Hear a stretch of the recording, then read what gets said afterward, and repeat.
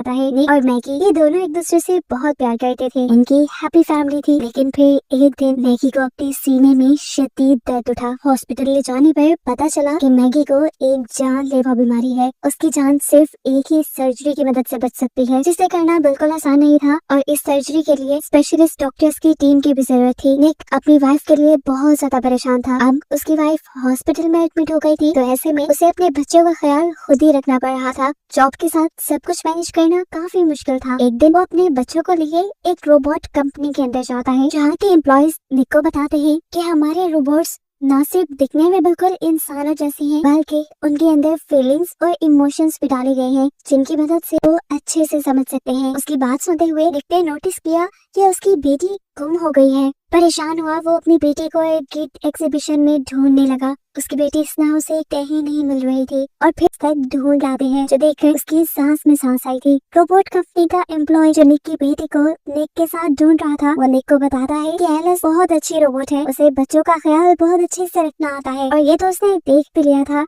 यहाँ तक कि वो अपने डैड से इस रोबोट को खरीदने को कहती है। हालांकि निक इसके बारे में ज्यादा नहीं जानता था, लेकिन इसला के बहुत ज्यादा जिद करने पर निक इस रोबोट को खरीद देता है और अपने घर ले आता है। घर लाने के बाद निक एलिस को इन रोबोट को अपने घर का सारा काम समझाता है और फिर अपने बच्चों के साथ शॉपिंग के लिए चला जाता है। शाम में जब वो घर वापस आए तो निक ये देखकर हैरान था कि एलिस ने न सिर्फ घर की सारी सफाई कर दी थी, बल्कि घर की हर चीज अब जगह पर थी और साथ ही एलिस ने उन लोगों के लिए खाना भी बना दिया था। वो बात अलग थी कि इसला को एलिस का बनाया खाना पसंद नहीं आया था, क्योंकि वो अपने मॉम के हाथ का खाना पसंद करती थी। फिर रात में दिखाया जाता है तभी इसला चुपके से किचन में जाकर एक चेयर पे चढ़कर कुकीज लेने की कोशिश करती है। कुकीज लेते हुए एकदम से उसका पाँव फिसल जाता है और वो जोर से चिल्लाती है। उसके चिल्लाने की आवाज निक भी सुनकर फौरन बाहर आता है तो देखता है कि एलिस ने उसे गिरने से इसला बिल्कुल सेफ थी। अब इसीलिए निक को अब एलिस और भी ज्यादा पसंद आने लगी थी, क्योंकि वो उसके बच्चों का उससे ज्यादा ख्याल रख रही थी। अगले दिन निक एलिस को भी लिए बच्चों के साथ मैगी से मिलने जाता है, जहाँ मैं एलिस से बहुत खुश हूँ, वो मेरी बहुत अच्छी दोस्त बन गई है और मेरा बहुत ख्याल भी रखती है। और ये सुनकर मैगी भी इस रोबोट से खुश होती है। बच्चे और एलिस घर आ जाते हैं, जबकि निक अपने काम पर चला जाता है, जहाँ उसे एक बुरी खबर ये पता चलती है कि उनकी कंपनी सभी आर्किटेक्चर्स को काम से निकाल रही थी, क्योंकि अब उनके हिस्से का काम रोबोट्स करने वाले थे। ये सुनकर गुस्से में वो अपने बॉस के पास जाता है, उनसे सारी सच्चाई जानने के लिए। तो उसके बॉस बताते हैं कि तुमने जो सुना है निक वो सही सुना है, मैंने तो तुम्हारे काफी सारे साथियों को निकाल भी दिया है, लेकिन अभी मैं तुम्हें नहीं निकालूंगा। ये सुनकर निक थोड़ा रिलैक्स तो हुआ था, लेकिन कब तक ऐसा होता। एक दिन ये लोग निक को गिराकर भी वो इसी टेंशन में रहा और ये चीज एलिस ने नोटिस कर ली। एलिस उससे परेशानी की वजह पूछती है तो निक बताता है कि एआई आने की वजह से इंसानों की नौकरियां भी जा रही हैं। ऐसे में इंसान कमाएंगे नहीं तो गुजारा कैसे करेंगे। जवाब में एलिस कहती है, अरे आगे वही जमाना आ रहा है कि सारे काम हम रोबोट से क्या करेंगे, क्योंकि हम इंसानों से ज्यादा बिना थके और इंसानों से अच्छा काम कर सकते हैं। एलिस की बातों ने तो निक को और भी ज्यादा परेशान कर दिया था।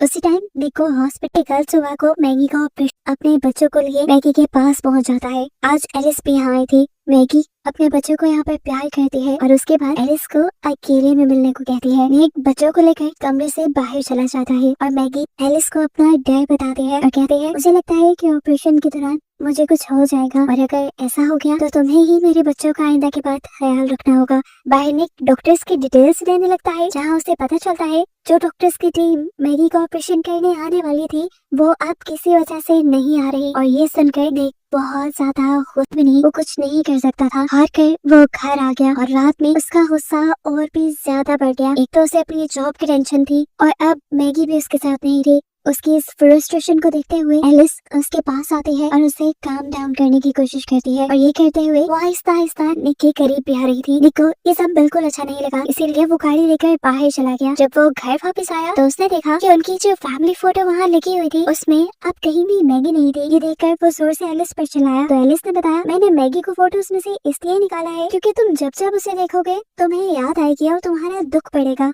लेकिन निक को ये सब पसंद नहीं आया था। निक एलिस से कहता है, फौरन से पहले मैगी की फोटोज इसमें दोबारा घर से चला गया। आज वो सारे दोस्तों के साथ बैठा हुआ था। इनमें से बहुत से लोगों की जॉब चली गई थी और बहुत से लोगों की जॉब डेंजर में थी। सभी इसी के दुख में बैठे हुए थे। ये तभी निक का एक दोस्त इन सबको अपने साथ चलने को कहता है उसी साइट पे जहाँ ये लोग आजकल काम कर रहे थे। निक का पासवर्ड यूज करते हुए ये लोग एक कंटेनर खोलते हैं और उसमें से एक रोबोट को बाहर निकाल कर निक का दोस्त उस रोबोट को डिस्ट्रॉय कर देता है। ऐसा करके वो अपनी नौकरी का बदला लेना चाह रहा था। खैर इसके बाद ये सब लोग यहाँ से चले जाते हैं। निक भी अपने घर आ जाता है और रात में जब वो नहा पास दोबारा एलिस आई के लिए नहाते हुए ही वो अब निक की आंखों पे पट्टी बांध देती है और उसके काफी करीब भी चली जाती है। सुबह होने पर निक को बहुत ही बुरा लग रहा था क्योंकि रात जो कुछ भी हुआ वो ठीक नहीं हुआ था, इसीलिए वो एलिस से माफी भी मांगता है। लेकिन एलिस कहती है कोई बात नहीं, तुम्हारा और तुम्हारे बच्चों का ख्याल रखना मेरी ड्यूटी है। और ये बात सुनकर निक को गुस्सा आ जाता है, इसलिए वो एल्सा को लिए अपने घर से निकल जाता है। एल्सा को स्कूल छोड़ने के बाद वो जब अपने काम पर आया तो उसे पता चला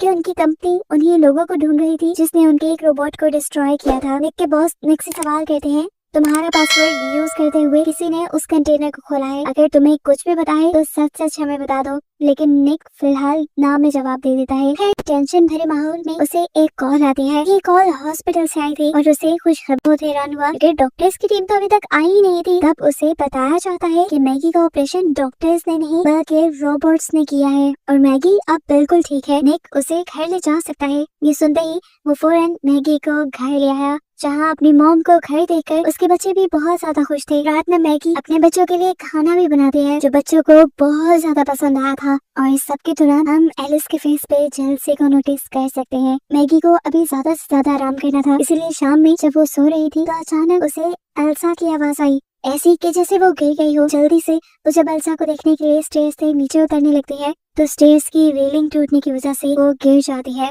और यहाँ वो ये भी देखती है कि एल्सा रो नहीं रही थी बल्कि एल्सा उसे गोद में उठा लेती है और उसे रूम में छोड़कर आती है। आज काफी रात में जब निक घर लौटता है तो देखता है कि एलिस एल्सा को उसकी मॉम यानी मैगी की आवाज में कहानी सुना रही है और ये देखकर उसे अच्छा लगता है। वो भी उन दोनों के पास ही आ गया जहाँ एलिस ने उसे बताया कि आज मैगी सीढ़ियों से गिर गई थी, जो सुनकर वो फौरन मैगी को देखने के लिए भागा। निक को परेशान देखकर मैगी से कहा एलिस मुझे उठाकर ऊपर ले आई थी, बिजली की टूटने की वजह से बस में गिर गई थी। और ये सुनकर उसे शक हुआ कि जरूर ये सब एलिस का ही किया हुआ है। इससे पहले कि वो एलिस से कुछ पूछता घर पर उसका वही दोस्त आ जाता है जिसने उसकी कंपनी के रोबोट्स को तोड़ा था। वो आकर निक को बताता है कि पुलिस को मेरे बारे में लगता है कि मेरे बारे में तुमने ही पुलिस को बताया है, हालांकि ऐसा नहीं था। और इस गुस्से में वो यहाँ पर निक को मारने लगा। इससे पहले कि वो निक को चाकू मारकर उसकी जिंदगी ही खत्म कर देता, ठीक वक्त पे एलिस बाहर आकर उस आदमी से निक को बचा लेते हैं, उसका हाथ पकड़कर मोड़ते हुए। और फिर एलिस ने उस आदमी को उठाकर घर से बाहर। खैर अब निक और एलिस घर के अंदर चले जाते हैं जहाँ निक एलिस से कहता है तुम्हें इंसानों को इस तरह नहीं मारना चाहिए था। तब जवाब में एलिस कहती है मुझे प्रोग्राम किया गया है अपने ऑनर की हिफाजत करने के लिए, वो आपको मार रहा था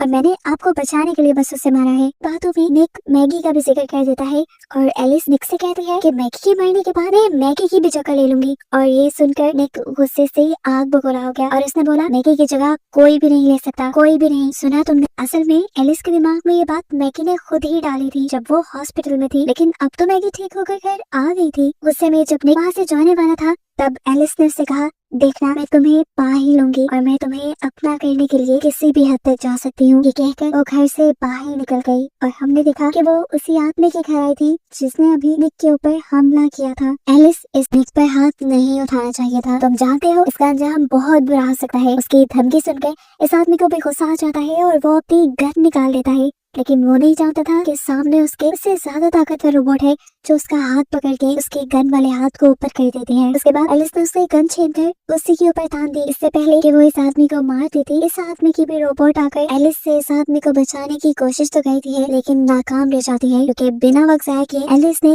पहले इस रोबोट को शूट किया और फिर इस आदमी को शूट करके मार डाला। यहाँ हम अगली सुबह देखते हैं कि निक अपने बॉस के पास आया था ये रिक्वेस्ट करने के लिए कि उसके दोस्त ने गलती तो की है लेकिन अगर उसे माफ कर दिया जाए पुलिस में अरेस्ट करना होगा। लेकिन एक शौक की खबर उसे अपने बॉस से ये पता चली कि रात मर्डर हो गया है और ये सुनते ही वो समझ गया कि ये काम जरूर एलिस का ही है। घर पर हम देखते हैं कि एलिस मैगी के वॉशरूम में आ गई जहाँ मैगी नहा रही थी। वो आजकल मैगी से जेलस होने लगी थी क्योंकि एलिस के अंदर निक के लिए फीलिंग्स पैदा होने लग गई थी। वो एलिस से कहती है कि तुम्हारा हस्बैंड निक मेरे पास आ चुका है और मैं तुम्हें ये सुनकर मैगी को भी गुस्सा आ गया और मैगी उस पर चिल्लाने लगी। तब एलिस जवाब में कहती है चिल्लाओ मत जाओ तो निक से बात पूछ सकती हो। मैगी भी अब गुस्से में निक का इंतजार करने लगी। जैसे ही निक घर आया तो उसने निक से सच्चाई पूछा कि उसके और एलिस के दरमियान में क्या हुआ था। यहाँ निक झूठ बोल सकता था लेकिन वो झूठ नहीं बोलता और सब सच बता देता है। सच्चाई सुनकर मैगी को तो गुस्सा आना ही था। वो भी गुस्सा ही कर रही थी कि पीछे से एलिस इन्हें देखते हुए ही इनके कमरे में चली गई, जहाँ पर मैगी और निक का छोटा सा बेटा था। वो निक के बेटे को उठाकर बाथ टब के पास ले जाती है और उसमें पानी भरना शुरू कर देती है। एलिस को ऐसा कहते अल्सा देख चुकी थी, जो फौरन निक और मैगी को ये बात बता देती है कि एलिस उसकी छोटी सी बेटी को पानी में डुबा रही है। उसे बचाने के लिए फौरन निक और मैगी बाथरूम के पास आते हैं तो देखते हैं कि बाथरूम का दरवाजा नॉक था। ये देखते हुए बिना वक्त जाया किए निक ने ये दरवाजा तोड़ना शुरू कर दिया। जब तक दरवाजा था, मैगी खिड़की से उतरकर छत से होते हुए अपने वॉशरूम की विंडो से वॉशरूम में पहुंची। मैगी को यहाँ आता देखकर एलिस गुस्से में मैगी के ऊपर हमला कर देती है। उसको गले से पकड़ते हुए दीवार से लगाकर ऊंचा उठा देती है। इससे पहले कि मैगी मर जाती, ठीक वक्त ऐसा खोलकर अंदर आकर एक लैंप को दूर करता है। निक को ऐसा करते देख एलिस को गुस्सा आया था। जिस लैंप से निक ने एलिस पर हमला किया था, मैगी बड़ी ही है और उसकी सारी प्रोग्रामिंग फेल हो जाती है, यानी वो रोबोट खराब हो जाता है। इंसानों की जुबान में वो मर जाता है। अगले सीन में हमें दिखाया जाता है कि एलिस की कंपनी वाले आकर एलिस को यहाँ से ले गए थे। मैगी भी निक पर बहुत ज्यादा गुस्सा थी, इसीलिए वो भी पुलिस के साथ यहाँ से चली गई। सीन कट होकर दिखाया जाता है कि जब कंपनी वाले एलिस को ठीक कर रहे थे, यानी रिपेयर कर रहे थे, तो एकदम से उसके हाथों में मूवमेंट हुई और उसकी ये मूवमेंट इतनी खतरनाक थी कि वहाँ के सारे सिस्टम मैनिपुलेट होने लगे। यानी एलिस ने इस पूरी जगह के सिस्टम को हैक कर लिया था और फिर वो एक रोबोट की प्रोग्रामिंग को हैक करते हुए उसे ऑर्डर देते हैं साइंटिस्ट को मारने का। सबसे पहले वो रोबोट साइंटिस्ट को मार देती है, जिसके बाद एलिस के कमांड देने पर यहाँ मौजूद रोबोट्स इस कंपनी के लोगों को मारने लगे थे। दिखाया जाता है कि परेशान ने एक बाहर में बैठा हुआ था, तभी उसके पास तो यहाँ पर अपना लव कन्फेस करने आई थी, उससे प्यार का इजहार करने आई थी। लेकिन निक को ये सब बुरा लग रहा था।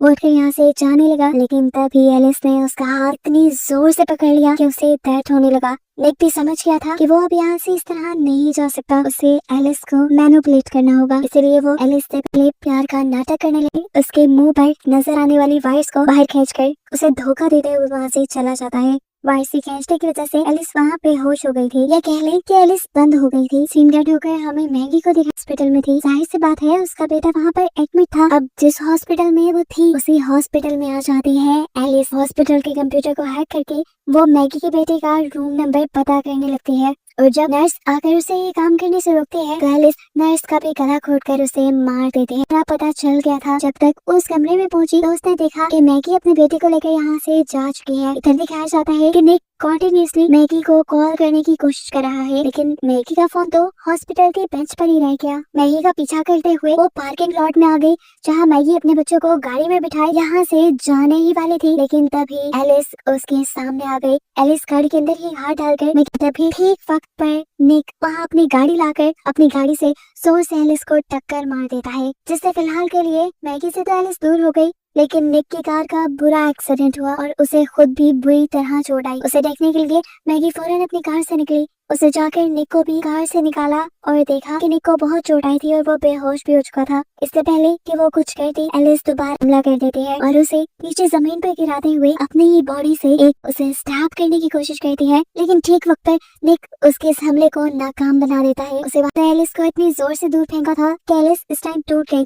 निक को अब हॉस्पिटल में एडमिट कर लिया गया था, जहाँ पर हम देखते हैं कि मैगी और बच्चों के साथ वो बहुत खुश था क्योंकि मैगी ने उसे माफ कर दिया था और इन लोगों की अब पहले की तरह ही हैप्पी फैमिली हो गई थी। अब फिल्म के पोस्ट क्रेडिट सीन में हमें एलिस को उसकी कंपनी में लेटा हुआ दिखाया जाता है। एकदम से कंपनी वाले लोग नोटिस करते हैं कि उनके कंप्यूटर्स खुद ब खुद चल रहे हैं, यानी किसी ने उन्हें हैक कर लिया है। उनका सिस्टम खराब हो रहा था और ऐसे सिस्टम के खराब होने की वजह से बहुत से गलत सिग्नल्स रोबोट्स तक चले गए और ऐसा ही एक सिग्नल एलिस के पास भी जाता है और एलिस की आंखें खुल जाती हैं। अब क्या होने वाला था आगे, इसी मिस्टीरियस एंडिंग के साथ कहानी यहीं पर खत्म हो जाती है।